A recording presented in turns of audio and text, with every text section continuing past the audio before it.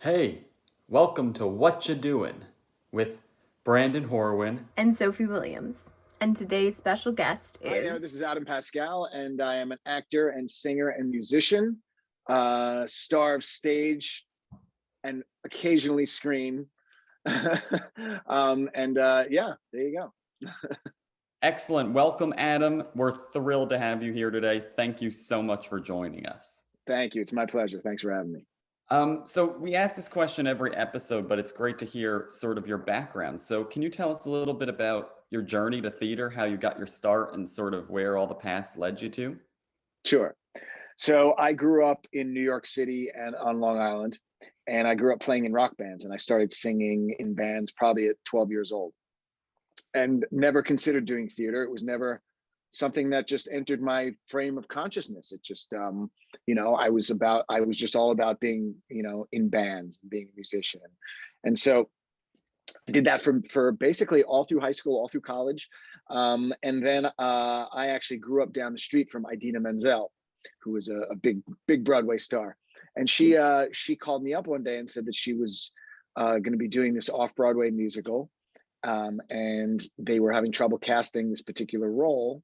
And she described to me this role of Roger, and she said, I thought of you. It sounded kind of like you, is that something you would ever want to try? They've opened the casting up to like an open casting call to anyone who wants to go in. So I was like, it was sort of the right place at the right time. I had just left that band that I had been with for all those years, and I was looking for a new opportunity. I never thought in a million years that would be what it would be, but it was an intriguing idea to go in and audition for something. Never in a million years thinking I would get it, or we'd be sitting here 25 years later talking about it. But yeah, so I just kind of went in. She said, just go with your guitar and sing a song. And so that's how it all started. And that was my first audition for Rent. I got cast at the end of the week after like 3 or 4 more auditions. And that was the beginning. Yeah. So on that same note, what do you think about you made you so right for Roger? Obviously, they were having such trouble finding the perfect Roger. So, what about you made it so perfect, do you think? Well, I don't know if I'm necessarily the right person to answer that question because I didn't hire myself, but I can tell you that, look, obviously my voice, big part of it, you know, it's the best thing I got. You know what I mean? And that's why I keep using it. Um, and so I think that they were certainly intrigued by my voice, I think. And I guess I just embodied something, like a lot of times, not a lot of times, most of the time, when somebody gets hired, it's for all of the obvious reasons, but then it's for the intangible reasons as well. Yeah. And those are the things you can't predict, and those are the things you can't, you know, try and guess what they are. You can, and to be honest with you, I mean, it's actually an interesting question that I would like to ask them. Like, what is it in, like, what is it in me Yeah. that you saw that you thought was so right for the part? I mean, look, I was very much like the character in real life, in the sense that I was the pretty boy frontman to a rock band who was trying to write a great song. I mean, and that's Roger's whole motivation for the show. And that was the whole motivation for me in my life. You know what I mean? So like in many ways, I really was that guy, Yeah. and I guess that they kind of picked up on that. Yeah. And in the same vein, you were also Roger in the 2005 film adaptation of Rent. So Right. what was it like to come back to that role 9 years later and put it to the big screen? Um, it was surprisingly the same in the sense that, you make all of these adjustments as an actor when you're doing things. If you're taking something to the stage and you're putting it on screen, you make all these adjustments for lighting and for camera and for blocking and for eye lines and all these different things. But it was my experience that you do all that stuff, but then when the director calls action, the moments between actors are exactly the same. So in terms of my interaction with my fellow actors, I did what I did on stage. You know what I mean? Obviously now I'm with Rosario and not Daphne or whatever, you know, like, so you, of course, you adjust organically, and you do the scene with that person. You respond to how they respond, and you know, but point being is, in terms of like my acting style, you know what I mean? And that, like, I did the same thing, you know, and so it seemed, it was very, like I said, and because the songs, we had already recorded them and we were singing to our pre-existing tracks. um I felt like a lot of times, like I was doing exactly what I did on stage. You know what I mean? Literally the same turns, the same, you know what I mean? Um, because it becomes a dance. You know what I mean? Like a really well crafted musical from top to bottom, even when things aren't officially choreographed, they're still the whole show is choreographed from top to bottom, and it becomes a beautiful dance. You know what I mean? And I felt like I was doing the same dance that I was very familiar with. You know what I mean? I was, you know, it was like, it was this comfortable dance that I had learned all those years ago, and I slipped kind of right back into it. Yeah. That's awesome. So you also originated the role of Rada Mace in the original Broadway cast of Elton John and Tim Rice's Aida. Can you take us through the process of crafting this big, incredible show and your role? And, you know, what was your biggest challenge associated with that? Well, I'll work backwards and say that my biggest challenge was, I was now the Tony nominated, you know, star of Rent and Broadway, and so I had a lot of pressure on me to follow that up with something great, you know. Um, but that being said, and there was a lot of pressure on me, I definitely felt it, but it was such an interesting experience to do two original musicals back to back, from, like, in many ways complete opposite ends of a spectrum. And that spectrum being, like, you know, Rent was this group of unknown actors and creatives at a small little off-Broadway theater with no money and no budget, with potentially just a few week run of this new musical. As opposed to coming at it from the Disney side, all the money in the world, Elton John, all the press, all the attention, you know, Tim Rice, all that stuff, you know, just a completely different type process in that regard. But ultimately, getting in the room and sitting around a table, reading through a script or singing through a score, or getting up on your feet and starting to block scenes and do, it's the same. It's, you know what I mean? So it's like, it's all this, it's all the you know, the stuff on the outside that looks different, but inside it's the same. And you know, I was and am a huge Elton John fan, as almost everyone on the planet is. And I was blown away that I was now part of this thing where I was going to be singing original Elton John music, you know, that, like, people hadn't heard before, you know. That freaked me out. I was really exciting, you know what I mean? Like, I've got to live a number of sort of rock star fantasies in my life without actually ever having become a rock star. You know what I mean? And kind of like, that was actually kind of one of them, you know, like, that was really great. It was a, you know, but it was a learning experience. It was a huge learning experience in terms of getting to understand the politics of how Broadway works. You know, I was very removed from all that in Rent because it was my first show, and it was all our first shows, and none of us paid any attention to that kind of stuff. But now that this was my second show and I was paying more attention to that kind of stuff, and I saw how our show got snubbed in big time ways by the Tonys and by critics and all that kind of stuff, because there was a huge, and still a little bit is, a snobbery on Broadway towards Disney. And it's this weird snobbery combined with envy and jealousy, you know, that people have. You know, they look down their noses on Disney, and what they do is somehow lowbrow type entertainment. But you know, they envy the power and the money that a Disney has to be able to really do what they want. Yeah. You know, and that's an enviable position to be in. But so I saw a lot of that, I made some incredible lifelong friends, as I've done on every show I've been in. Um, but that was probably the most exciting part of being in that show was getting to sing opposite Heather Headley every night, but to sing this, these original Elton John songs and Elton John and Tim Rice songs. Absolutely. So you've also stepped in as a replacement in some impressive roles, including Huey in Memphis, Billy Flynn in Chicago, Shakespeare in Something Rotten, and most recently Edward Lewis in Pretty Woman. So do you find that the process is different for stepping in as a replacement in a large scale role? And what has been the most rewarding part of these, big gigs for you? It's definitely different. I would say it's different, and I prefer it. You get 2 weeks to learn your part.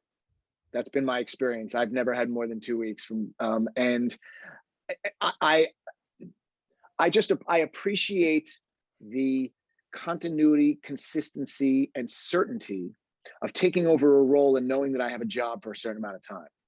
You know what I mean? As opposed to the inconsistencies and uncertainty of creating a new role in a new musical and all of the possible things that can go wrong, with that. I'm sure you guys have heard all the stories about, somebody committing 4 years of their life to being part of developing a musical to then only get replaced before they go to Broadway. You know what I mean? And for people who think that it doesn't happen to people like me, it does, because it just happened a few years ago to Jeremy Jordan, who, when they did Finding Neverland, and he did Finding Neverland, and they decided, and before that was out of town, and then they replaced him when they came to Broadway, and he's a big star. You know what I mean? So like it happens to everyone, or can happen to everyone, I should say. You can put all of that time into a show, and it can close in a month. When I did Disaster, we only ran about 6 months, and that was kind of heartbreaking, because I loved that show, and the audiences loved it. It just didn't find enough of an audience to keep it running.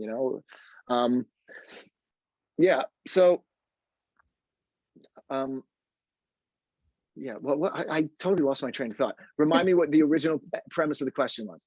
If you found it rewarding, if there's any. Oh, right. Taking over the roles. Then, yes, of course. And I'll pair that with it. Is there do you find the energy, because there's already a certain energy around these shows that you were, walking into. So how do you find it matching the energy with a new star that is coming in, when you. Yeah, like for, when you came into Memphis, Yeah. that was Tony Award winning, I can only imagine the pressures that must have followed.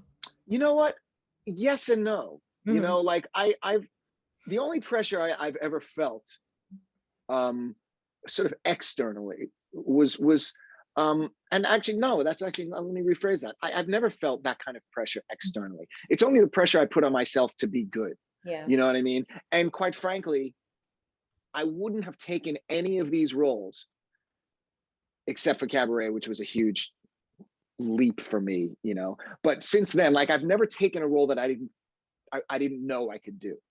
A Cabaret, I had never done anything like that before, and so I didn't know if I could do it, and I was so excited and terrified at the same time. But once I did Cabaret and pulled it off, I was like, I can do anything.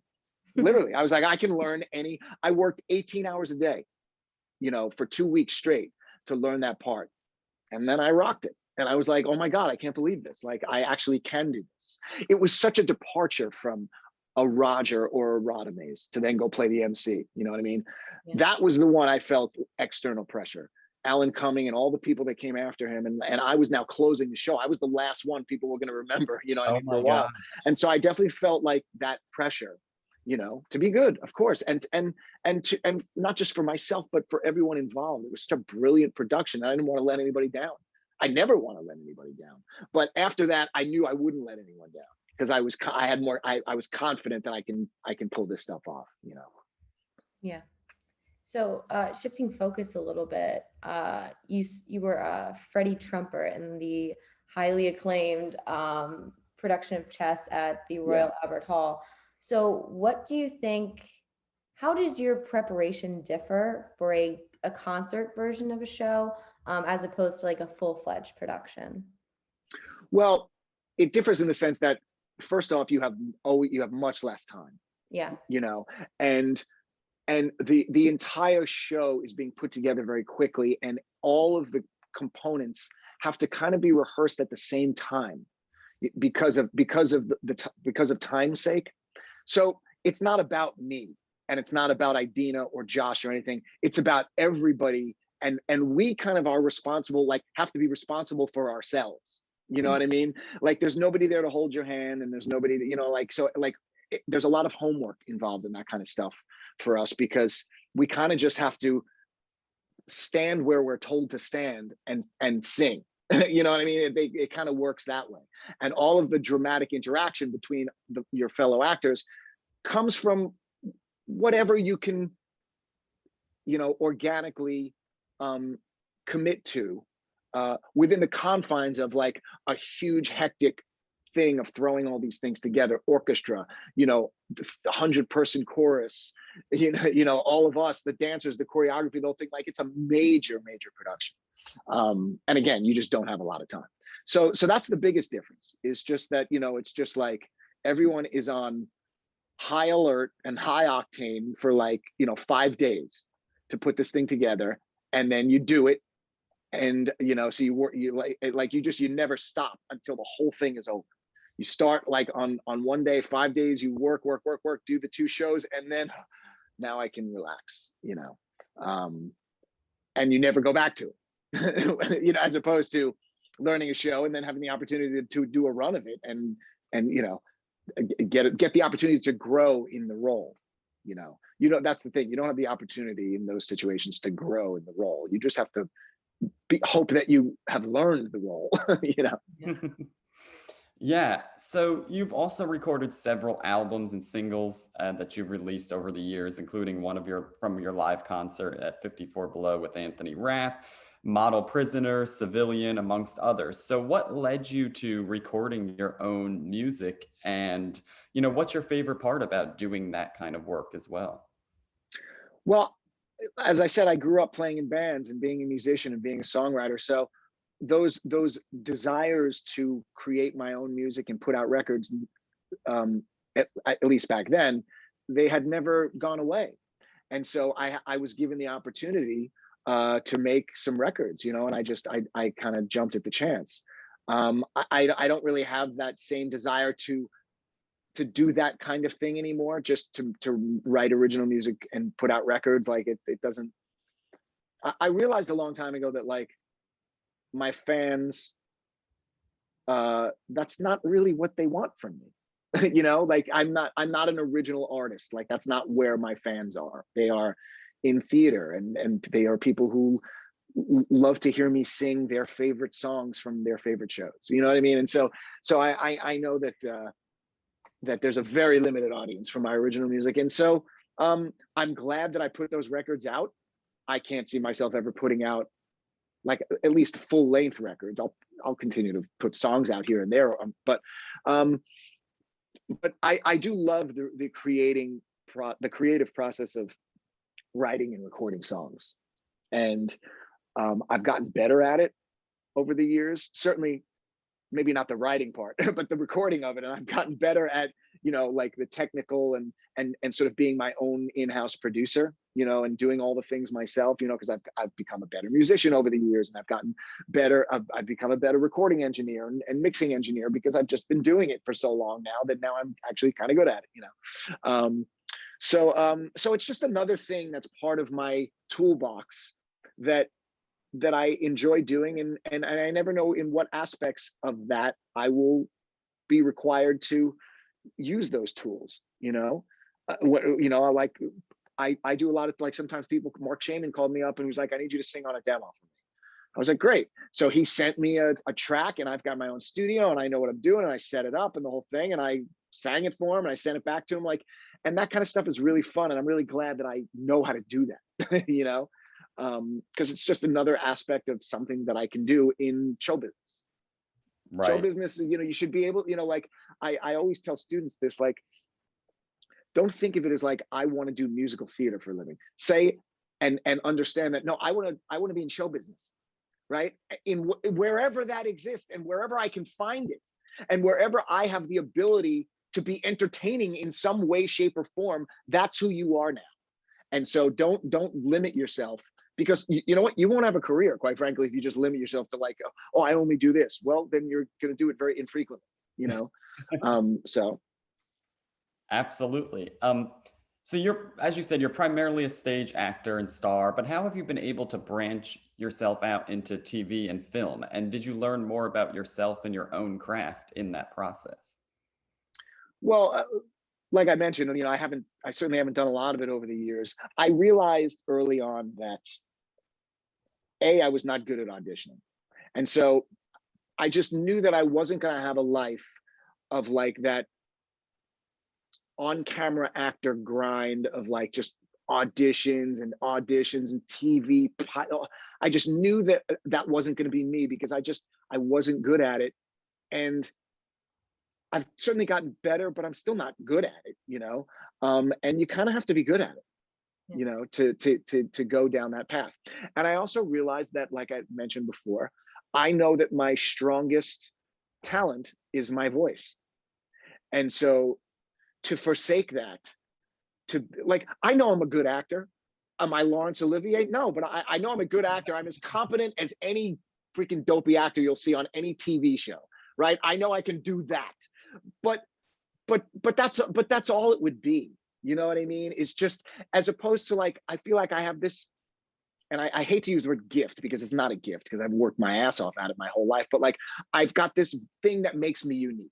You know, being on some random TV show as some random character is not unique and would not make me unique. I feel like being on stage and singing is what makes me unique. You know, people can hear my voice and immediately go, I know who that is. You know what I mean? I hate it or I love it, but I know what it is. You know, and I just never saw that for myself in the world of TV and film. I never saw myself as a huge star in that realm. You know, because again, I think I'm good and competent, but that's not where my uniqueness is. Yeah. So that's an interesting point to bring me into my next question. So our audience is comprised of a lot of young, aspiring artists. Uh, so to that note, how did you kind of find your voice and your own uniqueness? How did you really come into that? You know, it literally is a lifetime of doing things and working and self-exploration, and it's not easy. It's one of the hardest things in the world to figure out who you are. You know, I'm still working on it. You know, I think you spend your entire life figuring out who you are and what you want to be, you know, how you see yourself and what makes you most comfortable with who you are. You know, it's all of that, you know what I mean? And it's a lot of introspection, and it's a lot of honesty. You know, I think it's really important for people in show business to be honest with themselves about what they're good at and what they're not good at, and what they're capable of right now. Maybe they'll, and what they're not capable of right now. Doesn't mean they always won't be not capable of it, but know where you're at any given time, you know, and know, you know, and to learn the right amount to push yourself, the right amount of the envelope to push, the right amount, you know what I mean, and when to reel it in, and know that certainly, again, as an actor and a performer, you'll always be better tomorrow if you keep doing it, and if you understand that you need to be better tomorrow, because if you stop getting better, then you stop growing and you ultimately become boring to yourself and others.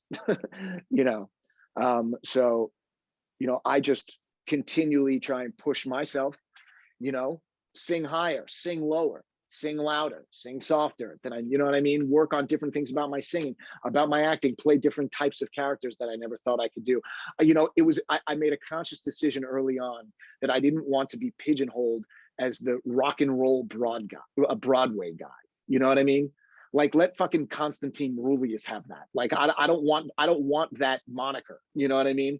Like, and so I wanted to, do things where I was like, that wasn't that people were like, oh, okay, I can see him doing this now, or I can see him doing that, and so that kind of stuff it was a conscious decision on my part to move my career in that direction.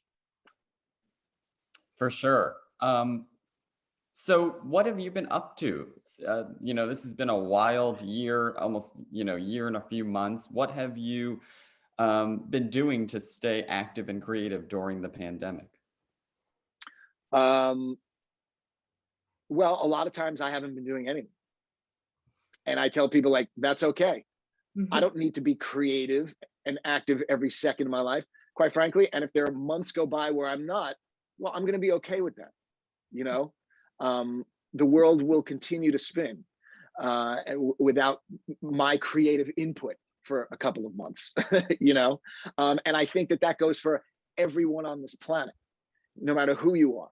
So don't think that whatever you do is so important that you have to continually be creative and active. And like, it's not, none of us, it's not that important for any of us. You could be, I don't care if you're, the biggest star in the world. It's like, okay, take a break, maybe shut up, stay off social media. Don't feel like you need to that's just my opinion. And because I went, as with everybody, it was a really difficult year. And I went through a lot of time where I just wasn't creative or didn't feel like getting out of bed, quite frankly.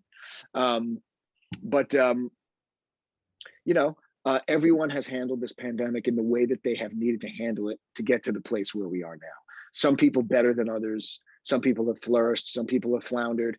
I've clawed my way week to week, month to month, doing any little jobs I can get. And I've got 2 kids and so it's a lot of pressure on people of my age who have families. I mean, it's a pressure on everybody. I understand that, but to continue doing the things that you're normally used to doing. And when your career all of a sudden goes, jump, done, take a break, then you're like, okay, I gotta hustle. I gotta scramble. I gotta figure out different things that I can do, different ways to make money, so that's what I did. Yeah. Yeah. And so, you've offered some incredible advice for young artists already, but is there anything else that you'd like to offer to those that are, trying to kickstart their careers in this time and sort of push through in their own journeys? Well, I certainly can't offer anybody any advice on how to kickstart their career right now, because I'm trying to kickstart my own in a completely uncertain future that none of us have any idea what it's going to look like. So unfortunately, no, I don't have any advice for that. It remains to be seen how any of us are going to end up back on stage. I think we all will. And I think for the most part, it will go back to a version of what we're all comfortable with and that we are all familiar with. You know what I mean? But the biggest piece of advice I always tell people is don't put all of your happiness into show business.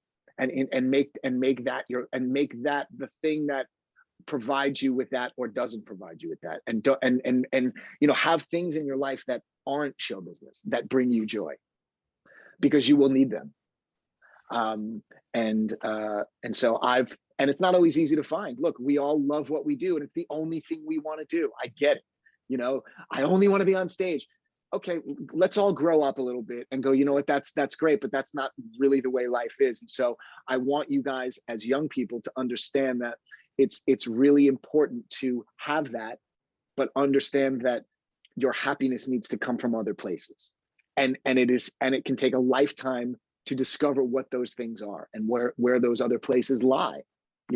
Because we do put so much of ourselves into what we do, in show business, more than a lot of other professions, you know what I mean? And so, it takes a lot out of us emotionally because we put so much into it. But that being said, your happiness should lie in other places in addition. Yeah. Yeah, perfect.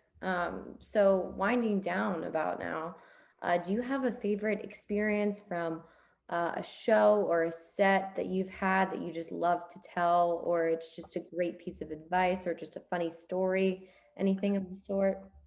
Well, I'm plumb out of advice, but I can tell you that my experiences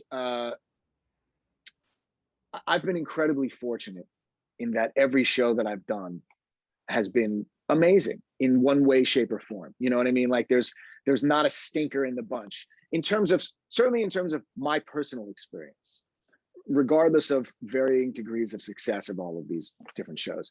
But my personal experience with all of them has been incredible, and each one of them has been an incredible learning experience and a stepping stone.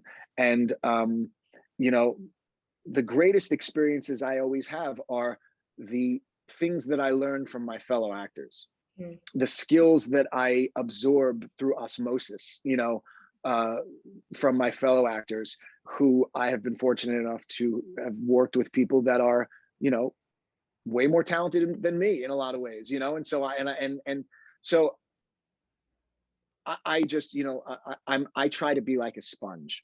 And I guess if I did have some more advice, it would be like that. It would be like, you know, take advantage of the abilities and the wisdom of the people around you, you know, and be open to absorbing it. Mhm. Absolutely. Perfect. Thank you so much. Congratulations on Thank you, guys. everything. You've had a remarkable career and will continue to, we're sure. Is there anything we can promote on here for you? I know because of my affiliation with the Axelrod in New Jersey that you will be performing there in July. So if there's Yes. anybody in the Axelrod community or back home in New Jersey that is watching this, or folks wherever and want to go take a trip to see Adam, I know you're performing there at the end of July. I am. Yes, I will also be in Franklin, Tennessee on, I think, July 11th and 12th, or 10th and 11th, something like that. And I will, and I'll be around in I'll be in Las Vegas on the 22nd of this month at a called the Space, Las Vegas. Very limited in-person seating, but it will be live streamed. And then I'll be in the Northeast area doing those shows at the Axelrod this summer and some other stuff around. So I'll have all that stuff up on my social media. Great. Perfect. Well, everyone keep an eye out for that. I hope to see you at the Axelrod. That's right by my house, so I'll have to get there. Likewise. Awesome. And thank you so much again. This has been so fun. Thank you, And guys. stay well and safe until we could all be together in person.